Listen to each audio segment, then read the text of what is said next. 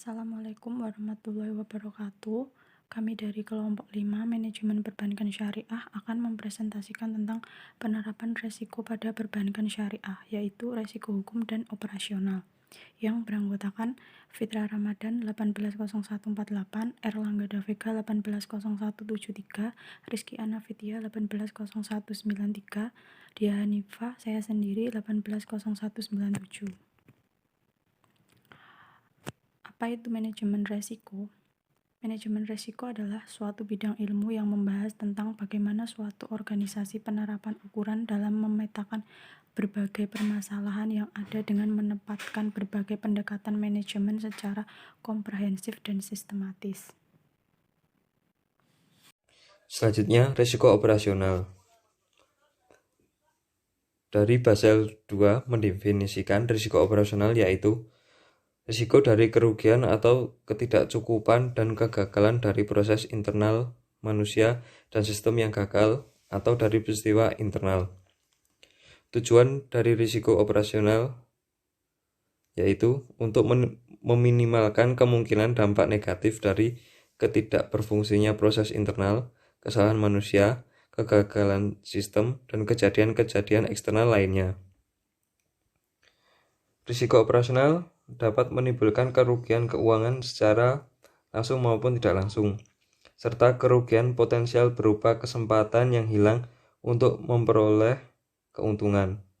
Di samping itu, risiko operasional juga menimbulkan kerugian yang tidak dapat atau sulit dihitung secara kuantitatif, seperti nama baik atau reputasi bank, yang dampak kerugian terkait dengan reputasi pada akhirnya dapat berakibat pada kerugian finansial.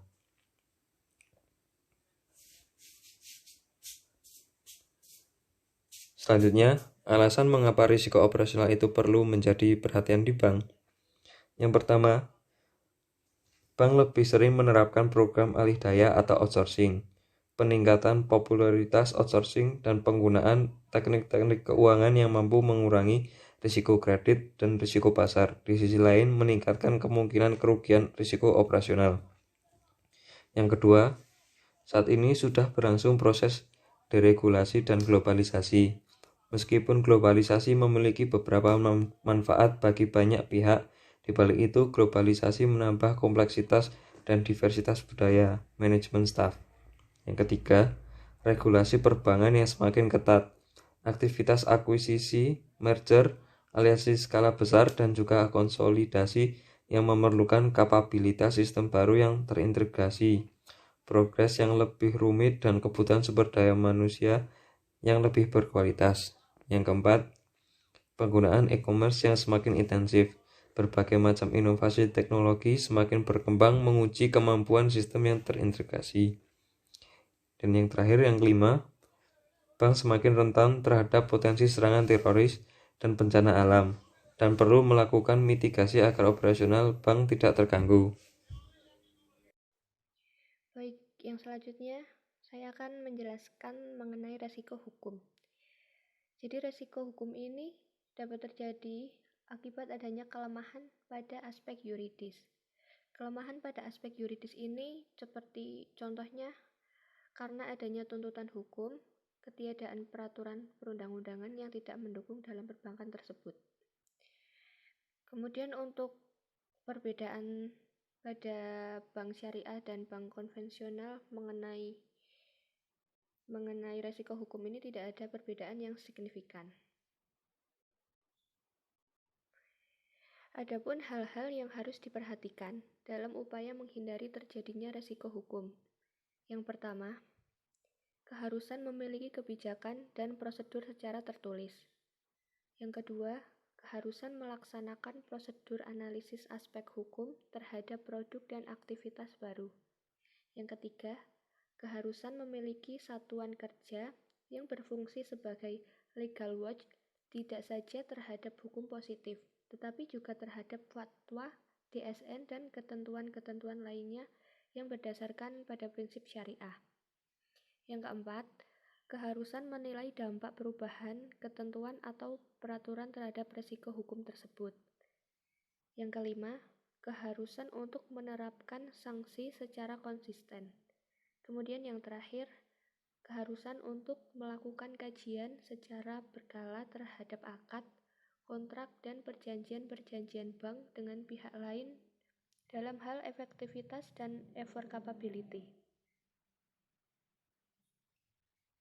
Kemudian ada masalah yang harus diwaspadai oleh bank, yaitu keterlambatan dari pihak ketiga untuk membayar, sedangkan bank tidak dapat menuntut harga yang lebih tinggi dari yang sudah disepakati sebelumnya. Yang selanjutnya akan dibacakan oleh Fitra Ramadan.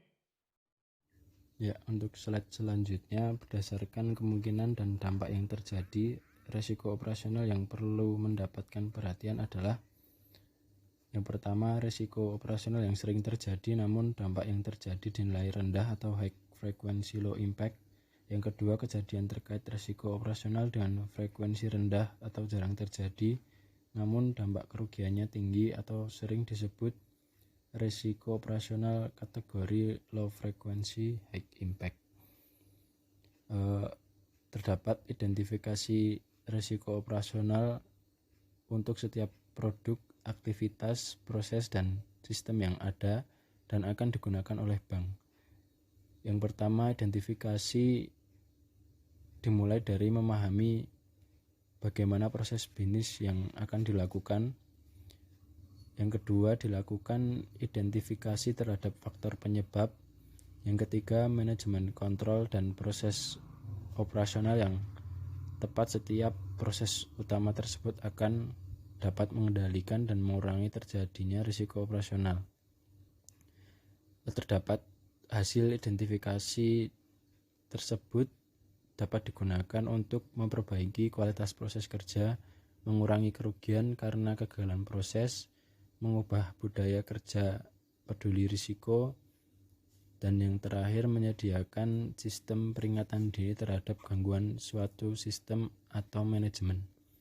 Dari tujuan utama manajemen risiko operasional ini untuk meminimalkan kemungkinan dampak negatif dari tidak berfungsinya proses internal, kesalahan manusia, kegagalan sistem, dan kejadian-kejadian eksternal. Dalam mencapai tujuan operasinya, bank syariah diharuskan mempertimbangkan risiko operasional yang bisa mempengaruhi kinerja operasinya, termasuk risiko kerugian yang terjadi dari ketidakcukupan atau proses internal yang gagal dan sistem dari kejadian eksternal.